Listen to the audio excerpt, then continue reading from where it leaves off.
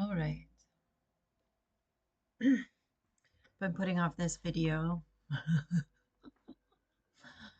not exactly sure why, but now that it connects to two other videos and seems to be pushing at my brain today, we're going to give it a go and see how it goes. So, today we are talking about how to listen, um, especially how to listen when we're listening to someone talk to us about something triggering or challenging. Um, The example that I give comes from my own experience working as a family therapist in residential facilities when parents bring their children, um, their adolescents, into a residential facility when they're absolutely at their last hope, their last end of their rope. And so treating families in that state is sort of all or nothing at that point.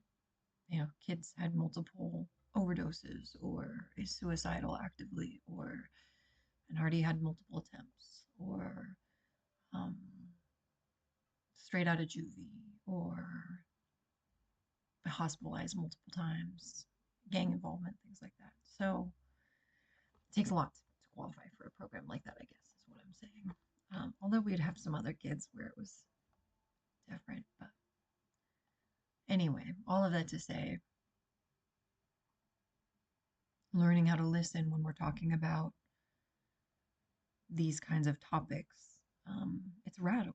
It involves engaging in radical acceptance of your child and of the state that you're in and where you've gotten. And that, so the prep work that I would do with parents and children to get them to be able to have that session of listening um, was a lot of allowing the parents to grieve and process how they were feeling and really coming to terms with the reality of their situation.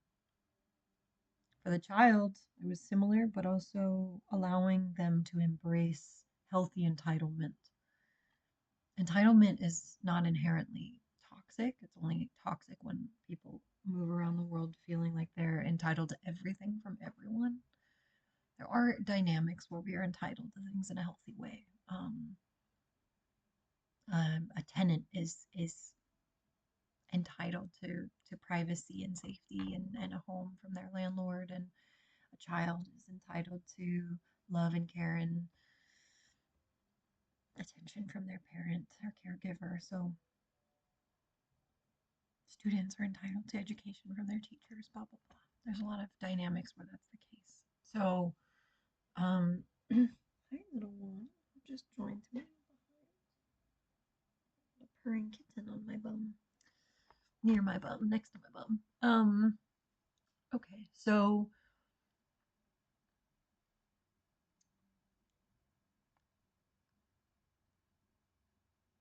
I'm going to speak in extremes because then hopefully that provides some context that if it can be possible at this level, if it can be possible to listen to your child talk to you about their suicide attempt or why they keep using drugs or what drew them to the gang involvement in the first place, or if parents can sit down and listen, and that can be one of the steps to resolution and improvement, and it is. We've observed that shift, and I can talk more about that if anybody has questions. But if that's possible, then we can listen to our child talk about technology or their breakup or our behavior. So, or we can listen to our employee talk about how they're being treated and whatever dynamic you're working with. We can listen to our partner talk about their needs and feelings and triggers. So, um, this is part of how to have a tough conversation. So my previous video was about um, how to not. Originally, it was going to be about how to have tough conversations, but it ended up just being about how to not have tough conversations, when to not have tough conversations, and how to know that, and then what to do about that.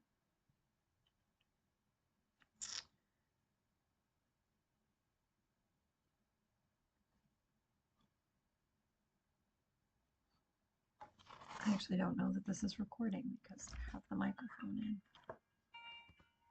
Oh my gosh. Let's pause and see. Okay, finding out the audio is working. And I said pause, and instead of saying hitting pause, I hit stop. So I'm learning about all of this. My study has been in people and relationships and mental health, not in video editing. So I will learn.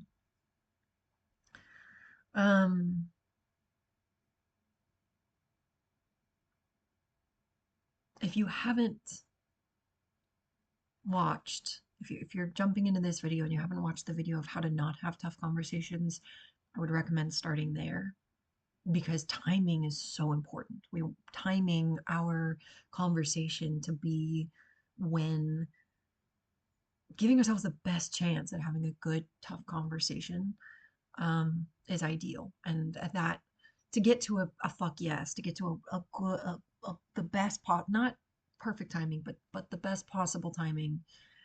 A lot involves saying a lot of no's, and not avoidantly so, but just when it's authentically a no, I'm not going to have this conversation well right now. I wish I could. Honoring that.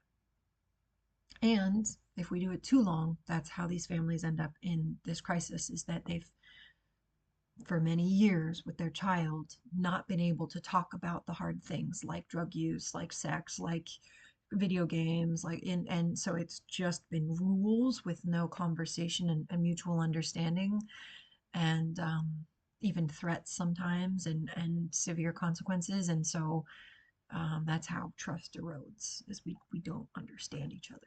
So it's a balance. Don't put it off, but also um, don't rush it or force it. Which is hard because a lot of times we don't think about needing to have these conversations until conflict arises. So please, I highly recommend going back and watching that video because I'm not going to go over that too much here. So let's say you've done it, you've set the scene, you've intentionally set a time together.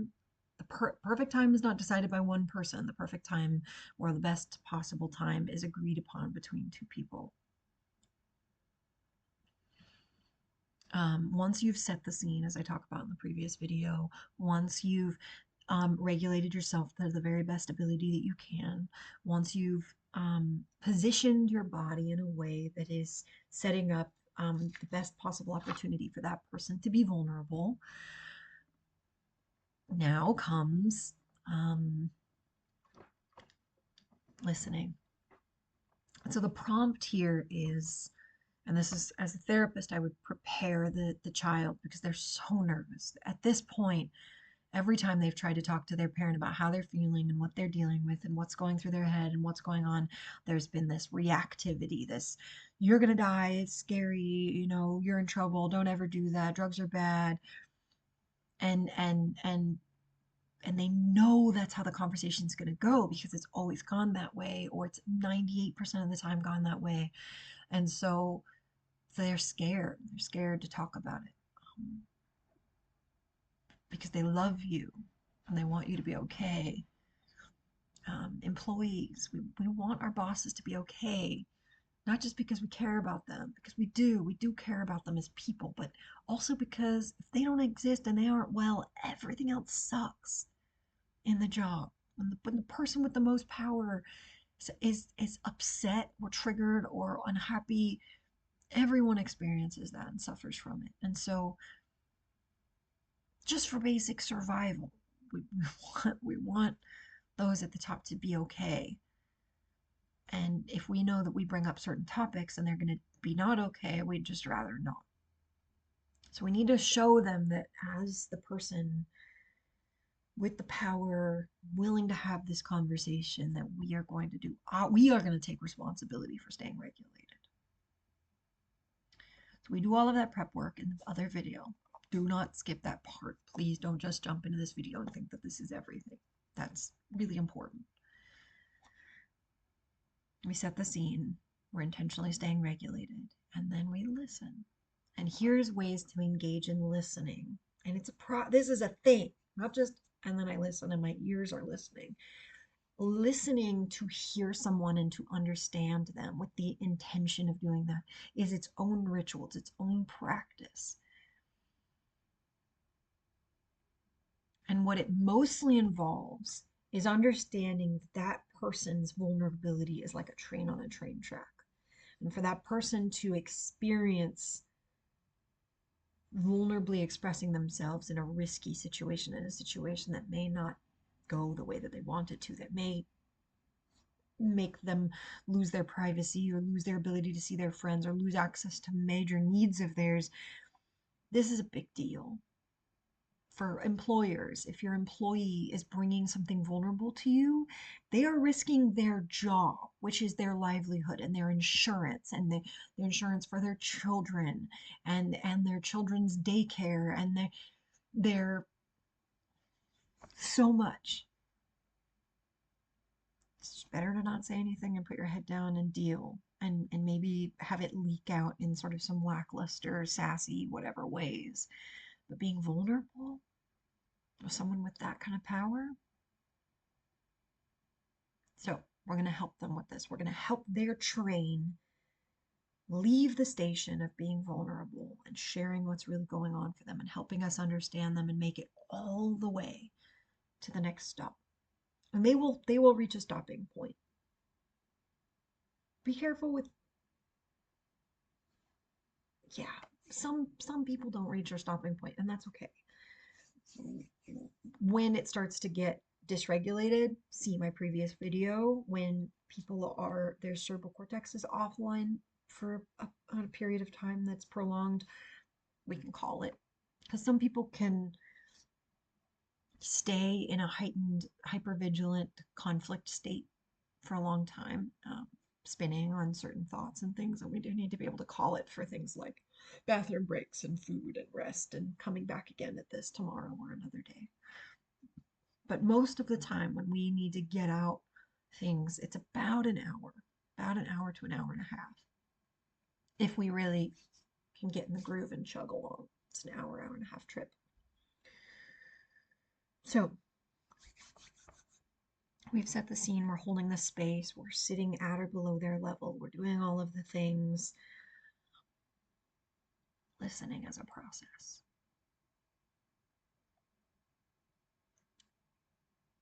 The purpose is to understand them.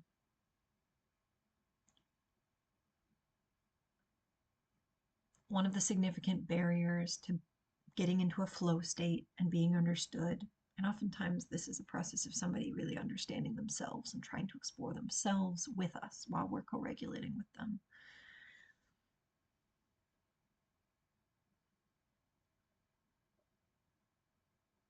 One of the biggest barriers to that is being pulled off track. If we think about a train on a track, to divert a train, to change its trajectory or direction, it has to slow way down, and there has to be a manual shift in the track, and then it changes. This metaphor isn't perfect, but any kind of change, any kind of diversion from the track that we're on, the vulnerability track, the intention that we've set for the space of, honey, you're doing all of these things, or employee, I'm noticing these behaviors. What is going on for you? I want to understand you. Help me understand you. When that is the heading and the trajectory that we're setting, we can unintentionally divert that in a number of different ways. I'm going to go over that. The ways that we can divert this track is by adding our own track. So let's say they start talking and they start bringing up things. Oh, and then this, and then, well, and then we used cannabis this one time, or I'm at work, and I roll in late because I got that assignment in late because, okay, our parent brain has its own set of beliefs and its own track about marijuana. We have a whole TED talk in our head of like all the things we've learned and what we want to teach our kid about it and blah, blah, blah, blah, blah. That is a different train track. That is your train track. We are not adding our train track to their train track. That is so confusing and so messy. We want the train tracks to be separate. We need the train tracks to be separate. Our intention is their train track for now and to let them train from one station to the other and get there. That's our goal. That's simple. These are the same skills that we use in play therapy, by the way, and we'll go over that another day. Um, to allow someone to just be in their own flow state while we are present. So, bringing in our own train track topic. Oh, you were late. And I know you've been late before, and I didn't know you were late that one time, or I didn't know you got that assignment in later. And now we're at what you did? When did you get that one late? We are diverting the track. They were going to be vulnerable, and now we're coming in seeing if we need to get upset about something or catch them in something or whatever. I mean, maybe we're just trying to understand, but we're trying to understand us and our questions, not them and what they want to show up and be understood for. And it's really important that they feel understood, not that we know everything. They feel understood. We don't need to know everything. That's the purpose of this. That builds trust, that they feel understood. If we don't know everything and they feel understood, our relationship is going to go much better. And we're going to be able to work together moving forward. And then we can learn more things as we go. Maybe it'll be important for us to know other things. And we can still ask questions. We'll get to that. But to better understand something if we don't fully understand. They won't feel fully understood if we can't authentically say we understand. And we'll get there. But keep this in mind. The train track is really important. It has to be their train track, not ours. And so I highly recommend taking notes as you go of like, oh, they were late that one time, or like, oh, they stayed out all night, or oh, they're using marijuana. Like at some point I'd like to understand how much marijuana, how long have you been using it? Like, what are your safety precautions? How are you managing your mental health? What about sports, or what about the things that you care about that you could lose access to because of it, whatever. So we will want to understand, and that's okay to want to understand, and we can take notes on the questions that we have. But right now, it's so sacred, this train track that they're on of being vulnerable and us showing them that we meant it. When we said, I want to understand you and I want to be here for you and I want to listen and I will be present, that we meant that. I want to hear you, honey. I want to hear what you have to say about this. I'm listening. Do we mean that? Are we really committed to that? Or are we just wanting another opportunity to talk about all the things that we know and all the things that we're scared of and to try and teach them? So this is a good test, right? Whatever they're going to bring up is going to sort of test us, both maybe unintentionally and intentionally. Sometimes people will start with the least intense thing first to sort of test the waters and see how reactive we are and build up trust. Sometimes it'll be the opposite. They'll start with, I attempted suicide 2 days ago. How are you going to react? Are you going to immediately take them to the hospital? Because right now they're not attempting. They're okay right now. We have time to understand them fully. Maybe they took themselves to the hospital. Maybe a friend did. Maybe they're in communication with their therapist. Maybe we don't know. So, can we stay regulated? Can we stay present? Can we listen? Okay. So, all of the ways that we can derail. So, thing number one is bringing in our own train track. There's a lot of sneaky ways that we bring in our own train track. One of the ways can be in asking questions, and this is a really important one. I highly recommend not asking questions to start,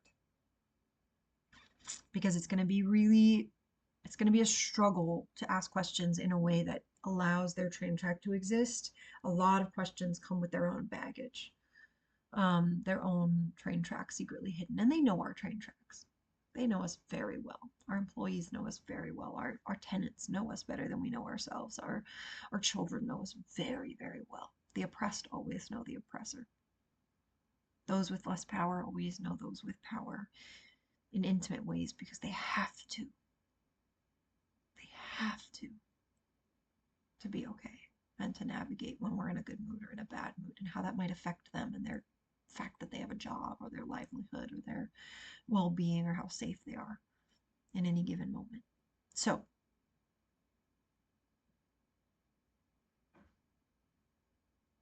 or did you fall off the couch while you were asleep? That was a kitten thump. Okay. The ways that we can deviate in questions. So prefacing, highly recommend being very intentional and very slow with your questions. And I'll teach, we'll talk about what to do if we mess it up, because messing it up is a natural part of this. The point of none of this is to get it perfect. Goodness knows I fuck this up all the time.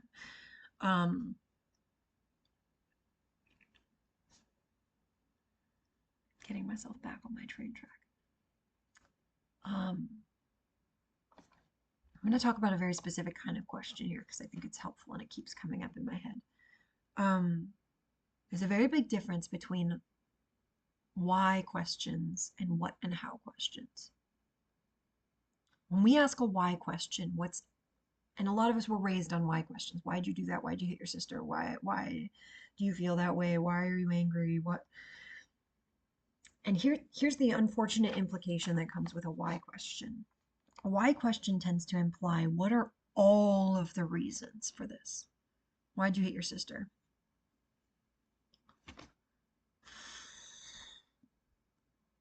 I mean, she's being mean, but also like that's how I resolve issues because I watched my parents do that when they were 10 years of therapy and some past life regressions and some gut bacteria work, and we may not still have the answer, all of the answers to that question. When we're asked an impossible question, we're given two options. Either we lie, which a lot of people do when we are given a why question. Well, we lie, or we guess, which feels insincere. I guess there's three options. Or we honestly express that we don't know. And how often is I don't know a fair answer when someone is asking us about something? Why didn't you turn in this paperwork? I don't know. I just couldn't do it. I tried so many times. I spent hours trying and I just couldn't do it. I don't know. How often is I don't know a fair answer? How often is that accepted or not met with even more wrath or condescension or questions that we don't know the answer to? So why is a tough one, and as much as we can catch ourselves with that, please do. When we ask a why question, we can watch their train start to slow down. Oh, okay, you were doing that. Why did you do that? Watch them slow, and we don't want their train to slow completely down because once it's stopped, it's a lot of energy to start a train back up again. It's a lot of coal and stoking the fires and work that needs to happen. Chicken is going to slowly get back into momentum. So ideally, if we can catch it while the momentum is slowing, and we can go, you know what? Never mind. What is one thing that you know about how you were feeling in that moment? So what and how questions are really great because they are open-ended. One of my favorites is what do you mean by that? Yeah, and then it was really crazy because you were super aggressive with me. Okay, what do you mean by aggressive? What do you mean by that? What do you mean by crazy? What does crazy mean to you? Well, it just made me really scared and I didn't know what to do. And oh, okay, you were scared. What do you mean by that? What does that word mean to you? When you say anxious, everybody has a different set of symptoms or meanings when they say anxious. What do you mean? Oh, my stomach hurt. Oh, okay, that sounds miserable. You were in the middle of an important conversation with your partner and you felt ill. Okay, good to know. So, and don't worry, I'm modeling this much better now than I am in my personal life. Professionally, I can do this pretty well, but personally, um, I've got my moments where it's better than worse. So, um, that you hear the sort of neutrality in it. Oh, what was that like for you? Or how did you feel at that time? Or how did you know how did you know that you were angry? Well, I was stomping around and yelling. Well, yeah, you sounds like you were really angry. So, what is that like for you when you have cravings? What does that mean when you have cravings? Well, I can't stop thinking about it. I don't even know what to do. All I'm thinking about is how to get the drug, where I could get it, where I could get the money. I can't think of anything else. Oh, that sounds awful. So this isn't you being like, ha ha, I can have whatever drugs I want and I'm just a crazy kid. And no, you are deep in addiction. You physically cannot think about other things. Okay, okay. And how did that start? What was it like for you when you first started using? Was it different? So what and how questions can allow that person to stay on their train track of their experience, and we're not pulling them into our own question of um, some other topic, right? Some topic that is ours, their safety, their, whatever we're worried about, making it our train track, but they can stay on theirs when we ask these kinds of questions. Um, and I am jumping. I knew I was missing something. Okay. And normally I have a sheet in front of me with sort of a guideline. And today I don't have that because that's not my sheet. That belongs to the company that I worked for. And so this is just what I've learned from it. I don't want to copy off of their material, and mine's different. It's got a different structure to it and a different energy because some of the things people found useful, and some I've boiled it down to like just what seemed to resonate with families most. Um, okay, okay. I started with what not to do instead of what to do, and that's okay. Before I go into what to do, I'm going to just finish up with a little bit of how to handle it. And I already gave an example of this, how to handle it when the muscle memory why question comes out, or the thing we'd rather not say, we're practicing not saying comes out, is catching it in that momentum. I kind of already said this. Okay, we're good. Okay, we can pivot to what to do. Okay, okay, okay. All right, great. We're gonna finish this up and be done here in a second because I can feel we're hitting our capacity for today. And that's all right. Okay. What to do? The number one thing that we can do when listening to someone that we care about, someone that we value, while they're on their train track, is validate their experience. The number one thing we can do. If we want to build trust, acceptance is key. And that means it doesn't mean we won't make changes. It doesn't mean we won't set boundaries. It doesn't mean we won't say, I can't have you living in my house while you're dealing drugs out of the house. I just, with your siblings here and the interactions with the gangs, like it's unsafe. And so, what can we work out to have you still live here? Or what can we work out for you to still be safe? We can still have that conversation, but we're not having it right now. Right now, we are listening and understanding so we can see how serious it really is and what boundaries we really do need to set and what they're willing to do. Where are they in their journey? Are they deep in addiction? Are they super motivated by the company and still want to work here, but they're just having a hard time with some of the new policies or the new employees or with our behavior? Or maybe they're checked out and they're done and they've got something else they'd rather be doing and we can help them move on in a good positive way. Um, my voice is deciding that she's done soon too. I can hear it. I can feel it. So validate doesn't mean we're validating the stories. The stories are not always true. In fact, most stories are not true fully, like 100% true. They have truth to them. The emotion, the feeling, the vibe, the experience. There's truth in that experience. And then he broke up with me, and he probably hates me, and everybody hates me now because everybody loves him more than me. And now I'm going to lose my whole friend group. Yeah, that sounds really scary. If you're thinking that you're going to lose everyone, that would be so terrifying. And I can validate that they think that. Doesn't mean that it's true. I'm not saying, yes, everybody hates you and is going to leave you.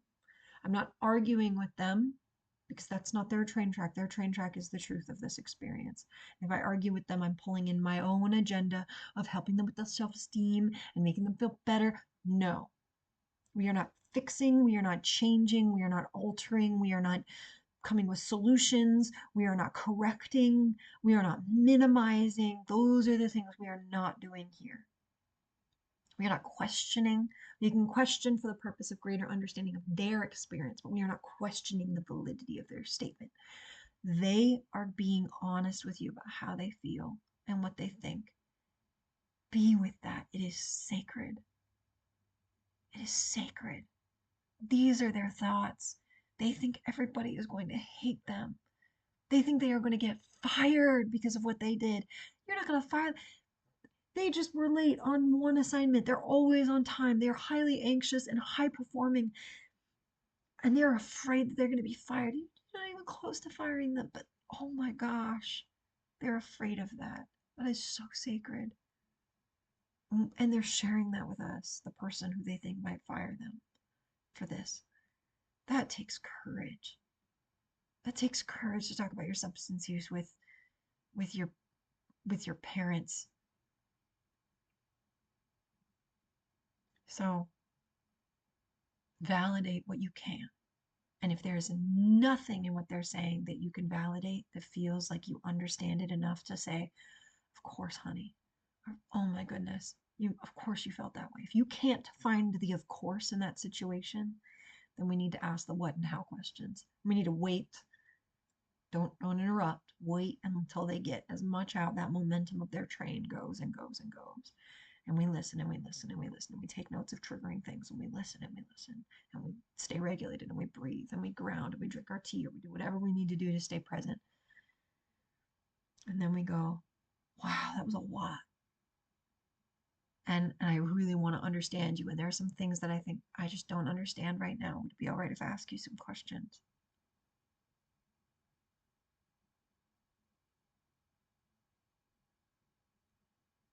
But but really look, because there's almost always something we can validate.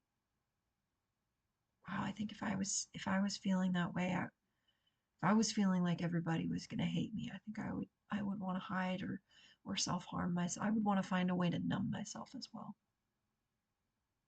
I would want to find a way to not feel that. I get that. I've numbed before. I get that.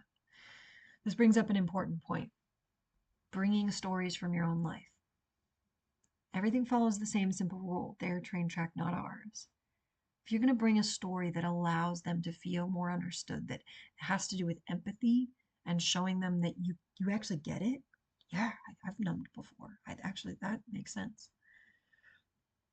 That's fantastic. Do that. If we are bringing it with a moral of the story, of a lesson, yeah, I remember numbing. But you know what? I learned that, and maybe you can already feel it. I'm turning away. I'm not with you anymore. I'm not with the story. I'm not with your pain. I'm not with what that feels like in that shared experience. I'm now at teaching mode of like, yeah, and and I found out that abstinence really is the way, and they're gone. We've lost them. They're checking out. They're looking at their shoes. They've pulled out their phone. They're so validation for what we can validate honestly, authentically. Yeah, that sounds really intense. It's not even a feeling. It just sounds like the feelings, whatever you're feeling. I don't even know what you're feeling. You didn't even use a feeling word, but the way you're saying it sounds intense. That sounds really intense. Or of course you were scared to talk to me about this because I'm having a big reaction right now in my body and I'm doing everything I can to stay present. So Yeah, of course you didn't want to talk to me about it because I was going to freak out. My natural impulse was to like ground you forever. You're in a gang?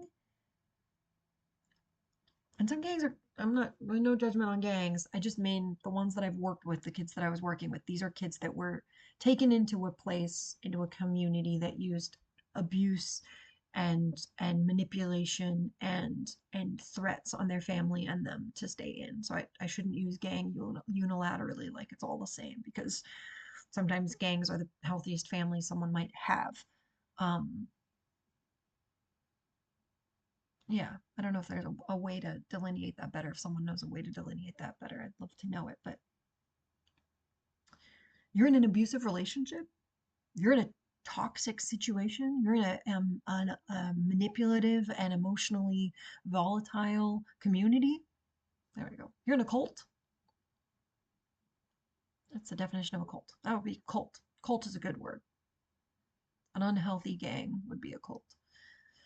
Yeah, okay. You're in a cult. I wanted to lock you in your room and never let you out to make sure that you are safe. I wanted to call the SWAT team.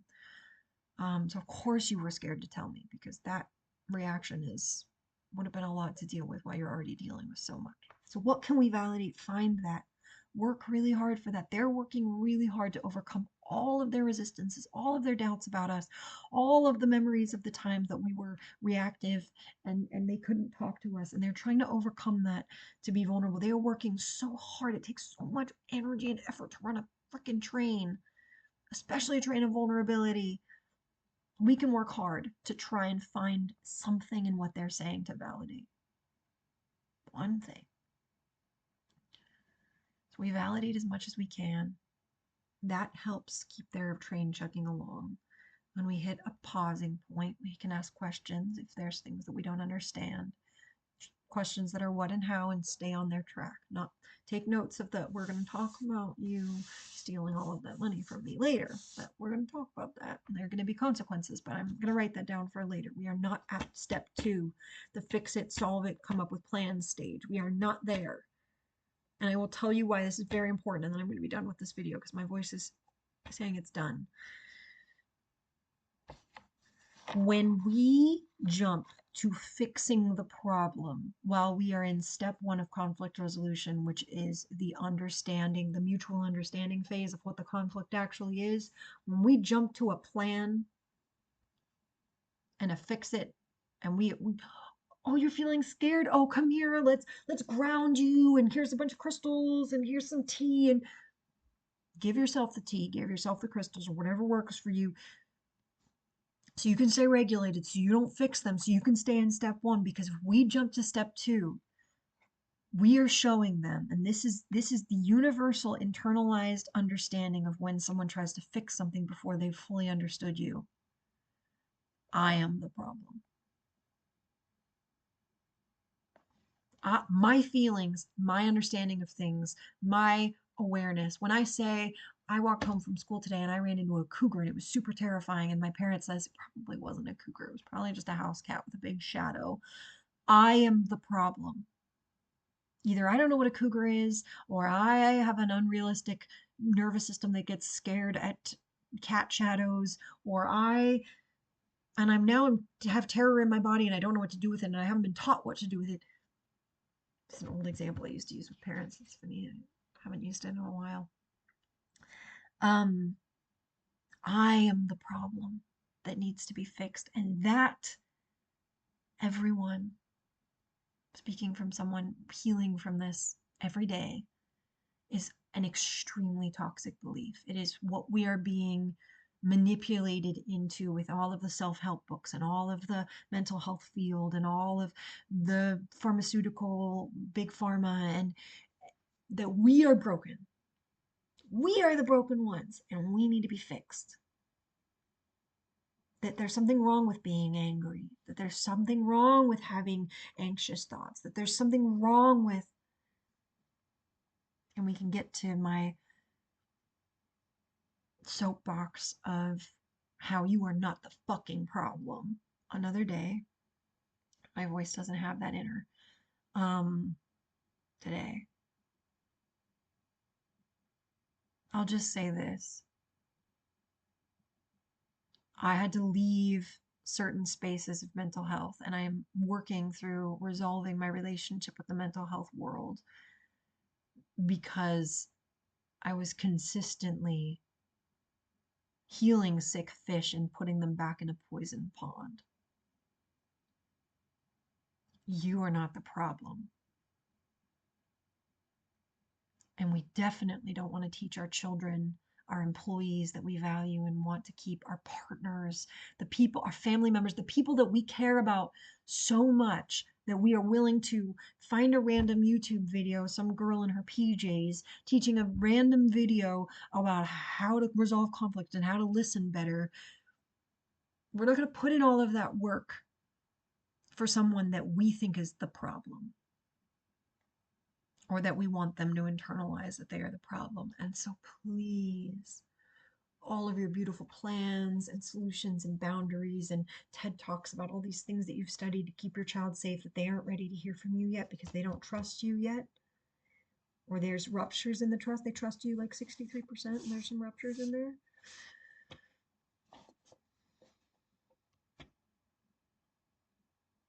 Don't jump to the solution. Stay in step one, validate, listen, ask what and how questions. Use reflective listening, one of my favorite skill sets of all time. I will go into the play therapy skills on another video, which is also relevant to this. You can use every single play therapy skill in conflict, in tough conversations. In fact, they're fantastic for those spaces. And it's good practice. So I'll get into that in another video. But reflective listening, just to add one more thing today, and then I really go make some tea with some honey for my throat. Reflective listening is just repeating back what we hear the other person say. And it's one of the simplest skills to practice and one of the hardest to remember to use. But it allows us to say something in these moments where we may not have something to validate, when we may not have a question yet, when we're still battling all of the why questions and the reactivity and the fixing solutions, and we're just frantically taking notes. If they go, well, what do you have to say? Or, if they check in with us and we say something, reflect back what you heard them say. It gives them an opportunity to either, if you reflected it back accurately, and they can go, well, actually, that's not exactly what I meant, or they can emphasize it and double down and explain more, or they can check us for our reflection and see, are we reflecting back accurately or not? That's not what I said. Oh, I'm so sorry. I must have interpreted and made an assumption in my head and translated myself. What did you mean? I said that I was really angry with you because you abandoned me. Oh, okay. I had interpreted that as you being really scared. No, I wasn't scared. I wasn't scared at all. I was angry. So reflecting back, and here's the equation. When they say something, you just repeat back what they're doing in front and then what they said. So if it's just one line and then you're reflecting, it's, oh, so you think that everybody's going to hate you. You think everybody hates you, is going to hate you because of this happening.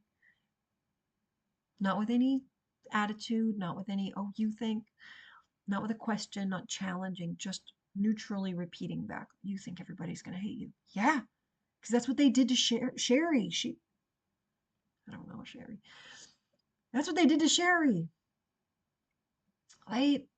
She had this happen a couple months ago at school, and they did that to her. Oh my God, my child watched their close friend, Sherry, go through a traumatic experience recently, and now she's going through it, and she's having anxiety about that, comparing because she watched Sherry suffer so much. Sherry's a real name. I'm overthinking it. I've said it too many times now where now I'm not sure if it's a real word. It's a real name, Sherry. It's a beverage. As well. Anyway. But it also checks us for how we listen. So if they go on and on and on and on and on and they get a lot of stuff out and then they stop and we're going to reflect back. This is especially valuable with partners. Just to reflect back what we hear someone say. Okay. To summarize everything that you said, yeah, it sounds like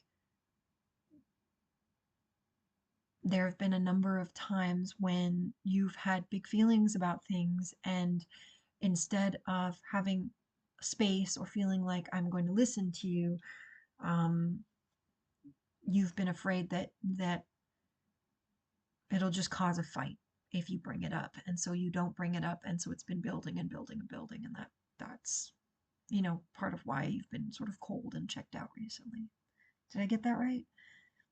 And they could say, sure. I mean, mostly that was right. I think I wouldn't really say that I was scared of a fight. I just don't have the energy for one. I just didn't want to have any tough conversations. I just wanted to be able to have feelings around you and not make it about you. I didn't want you to get defensive. I just wanted to be able to say, man, I'm feeling really sad or triggered or insecure about our relationship today. And for that to just be like, oh, honey, oh, our relationship is super solid. We're great. Do you want to talk more about this? No, I just needed reassurance. That's it. Thank you. Can we watch a movie now? So, reflective listening can be something in the moment. It can be something wonderfully neutral in conflict, like, I hate you.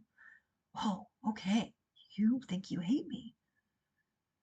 Yeah, because you took away my toy.